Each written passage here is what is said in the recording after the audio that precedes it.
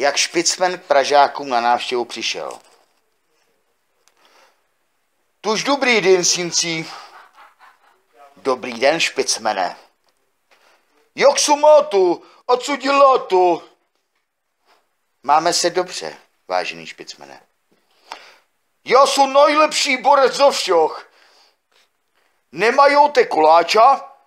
Nebo vanilkový rohlíčko? Dáme ti zlaté řetězy, špicmene, jelikož jsi pro nás největší borec. Tvé plakáty máme po celém bytě. Tuž tu je špicový byteček a já vío, styju, borců jako já.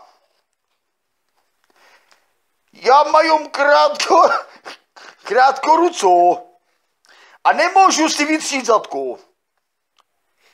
My ti dáme, borče, svoje ruce.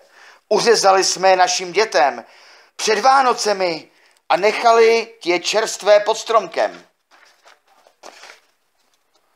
Pro tebe, ty borče. Tož já chci ale i vaši nohu.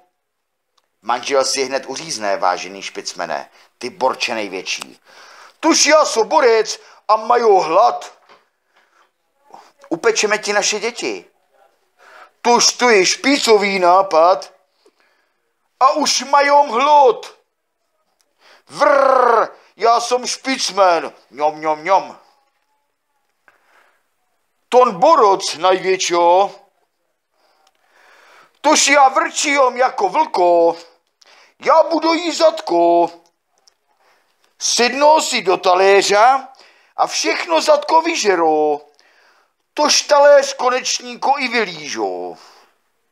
A pak budou se olízovat. Tož s pánom Bohom, strýcovi, já jsem borec najvětšího, ha, ha, ha, špicmen jsem já.